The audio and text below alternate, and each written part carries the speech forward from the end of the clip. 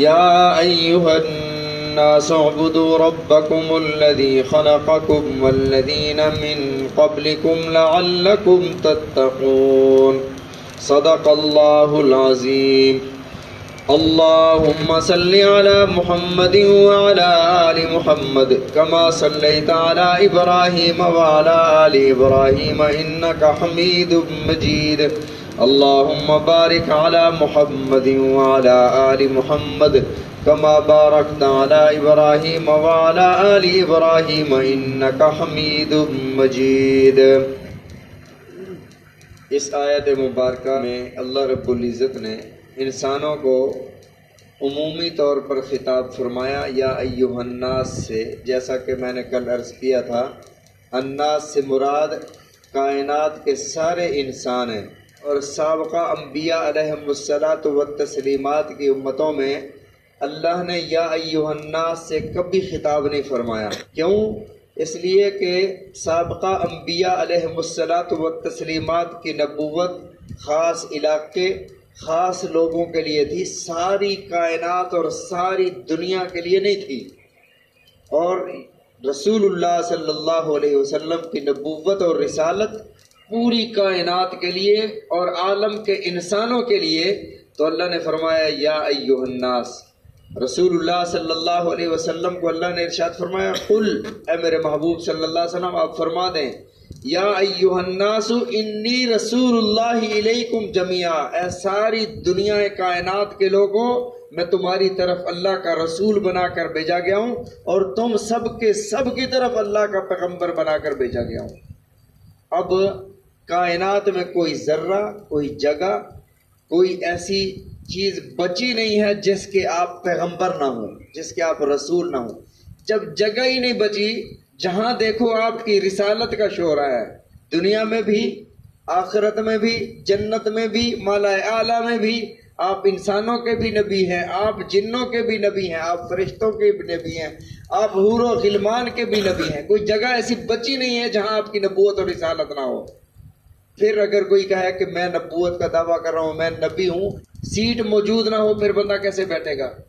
پوری کائنات کا کوئی ذرہ ایسا نہیں، زمین کا کوئی خطہ ایسا نہیں جہاں پر رسول اللہ صلی اللہ علیہ وسلم کی نبوت اور رسالت نہ ہو. جب ہر جگہ رسول اللہ صلی اللہ علیہ وسلم کی نبوت اور رسالت ہے، پھر کوئی کیسے اپنا کذب اور دجل ظاہر کر کے کہہ سکتا ہے کہ میں ذلی بروزی فلاں فلاں میں نبی ہوں، مجھے نبوت عطا ہوئی ہے، میں مسیح ہوں، فلاں ہوں، فلاں ہوں. ایسا کہنے والا کائنات کا بدترین کافر تو ہو سکتا ہے، وہ نبی کیسے ہو سکتا ہے؟ تو فرمایا یا ایھا الناس، اے لوگو اعبدوا ربکم، تم اپنے رب کی عبادت کرو. عبادت کا مفہوم ایاک نعبد و ایاک نستعین میں ہم پڑھ چکے ہیں. یعنی انسان اپنے ظاہری اعضاء اور باطنی اعضاء کو اللہ کی اطاعت میں مصروف رکھے. اور عبادت کا تصور یہ ہے کہ انتہائی تذلل کے ساتھ، انتہائی عاجزی کے ساتھ انسان رب کے سامنے جھک جائے، دل و جان سے رب کی اطاعت کرے، اسے عبادت کہتے ہیں.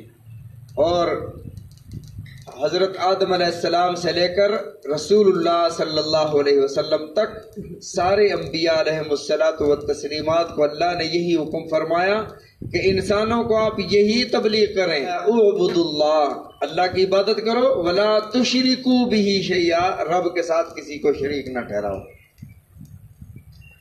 اور فرمایا الذی خلقکم، انسانوں پر سب سے بڑی نعمت جو اللہ کی ہے وہ یہ ہے کہ اللہ نے انسان کو وجود عطا فرمایا ہے.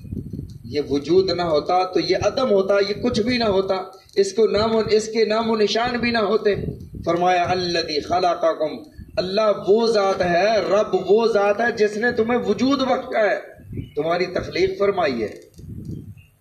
اس پر کبھی تم نے شکر ادا کیا کہ اللہ تیرا شکر ہے، تو نے ہمیں بنایا بھی صحیح، پھر اپنی مخلوقات میں سے انسان بھی بنایا، پھر انسانوں میں سے تو نے اپنا فرما بردار مسلمان بھی بنایا، پھر مسلمانوں میں سے آخری رسول، آخری نبی حضرت محمد الرسول اللہ صلی اللہ علیہ وسلم کی امت میں بنایا.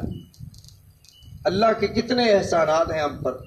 تو فرمایا الذی خلقکم، وہ ذات جس نے تمہیں پیدا کیا۔ امام غزالی رحمۃ اللہ علیہ نبی علیہ الصلوۃ والسلام کی حدیث مبارکہ فرماتے ہیں کہ اللہ کے رسول صلی اللہ علیہ وسلم نے ارشاد فرمایا لا فکرۃ فی الرب، رب کی ذات میں غور و فکر نہ کرو، رب کیسا ہوگا، میں اپنے والد سے پیدا ہوا، پھر میرے والد، میرے دادا، میرے پردادا، پھر چلتے چلتے سلسلہ اپنی سوچ کا حضرت آدم علیہ السلام تک پہنچاؤ، پھر حضرت آدم کے بعد آدم کو اللہ نے پیدا کیا، اللہ کو کس نے پیدا کیا، اللہ کس طرح وجود میں آیا ہوگا، کائنات سے پہلے کیا ہوگا۔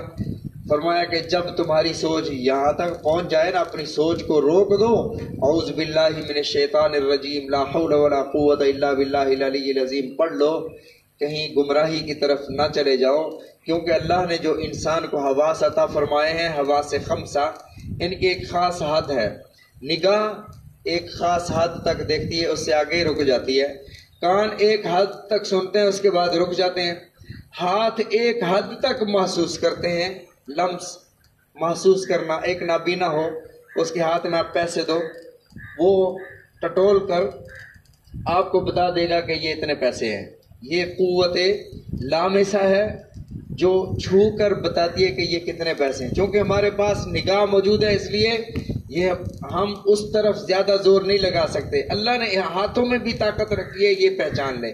اور کبھی کبھار ایسا ہوتا ہے اس نابینے کے ہاتھ میں کوئی پتھر دے دو، کوئی چیز دے دو، وہ ٹٹول کے پھر کہتا ہے کہ یار پتہ نہیں چل رہا یہ کیا چیز ہے۔ کبھی کبھار وہ پیسہ کو دیکھ کر بتاتا ہے یہ کون سا نوٹ ہے۔ سونگھنے کی طاقت، چکھنے کی طاقت، یہ کبھی کبھار تو کام کرتی ہے اور ایک حد تک کام کرتی ہے، اس کے بعد جب اس کی حد ختم ہوتی ہے یہ رک جاتی ہے۔ اسی طرح یہ عقل ہے، سوچ ہے، ایک حد تک سوچتی ہے، اور جب اس کی حد ختم ہوتی ہے اس سے آگے اللہ کی دین اور رسول اللہ صلی اللہ علیہ وسلم کی شریعت شروع ہو جاتی ہے۔ مثلا گدھا حرام ہے، 4 ٹانگیں، سفید دودھ اور چارہ کھاتا ہے، گائے ہے، سفید دودھ چارہ کھاتی ہے، 4 ٹانگیں ہیں، دونوں کو اللہ نے پیدا کیا ہے۔ عقل کہتی ہے کہ یا تو دونوں کو حرام ہونا چاہیے یا دونوں کو حلال ہونا چاہیے، دونوں کا حکم ایک ہونا چاہیے، لیکن اب ہماری عقل کی حد ختم ہوئی ہے، آگے شریعت شروع ہوئی ہے، شریعت نے ایک کو حلال قرار دیا، ایک کو حرام قرار دیا، تو ہم نے کہا آمنا وصدقنا۔ تو اللہ کی ذات میں فرمایا لا فکرۃ فی الرب، رب کی ذات میں غور و فکر کر کے آگے تک نہ چلے جاؤ، یہاں سے معرفت خدا بندی نہیں ملے گی بلکہ گمراہی کی طرف چلے جاؤ گے۔ ہاں تم نے غور و فکر کرنا ہے نا، تو رب کی صفات میں غور کرو اور اللہ کی مصنوعات میں غور کرو کہ اللہ نے کیا کیا چیزیں پیدا فرمائیں، اور اسی کی دعوت اللہ رب العزت نے قرآن پاک میں ارشاد فرمائی خلق الانسان من نطفۃ فاذا هو خصیم مبین، اللہ نے انسان کو پیدا فرمایا، پھر یہ اللہ کے ساتھ جھگڑا شروع کر دیتا ہے، اور فرمایا والخیل والبغال والحمیر لترکبوها وزینا، گھوڑے تمہارے لیے پیدا کر دیے، خچر پیدا کر دیے تاکہ تم اس پر سوار بھی ہو، اور یہ تمہارے لیے زینت کا سامان بھی ہے۔ وَيَخْلُقُ مَا لَا تَعْلَمُونَ، اللہ اور بھی ایسی چیزیں پیدا فرمائیں گے اگلے زمانے میں جن کا تمہیں اب علم نہیں ہے۔ اس دور میں یہ ٹرینیں، جہاز، جب یہ آیت نازل ہوئی تب نہیں تھے نا، لیکن اللہ نے فرمایا اے میرے رسول کے صحابہ، اللہ ایسی چیزیں بھی پیدا فرمائیں گے، ایسی سواریاں جس کا تمہیں ابھی پتہ نہیں ہے، اور یہ ہر دور کے ہر انسان کے لیے ہے کہ آگے جو پیدا ہوگا وہ تمہارے تصور میں بھی نہیں ہوگا۔ اس دور میں اگر کوئی یہ کہتا کہ ایک موبائل ہوگا اور سامنے آمنے سامنے بیٹھ کر ہزاروں کلومیٹر دور کا انسان سامنے بیٹھ کر بات کرے گا اور دیکھے گا، وہ سوچ بھی نہیں سکتے تھے۔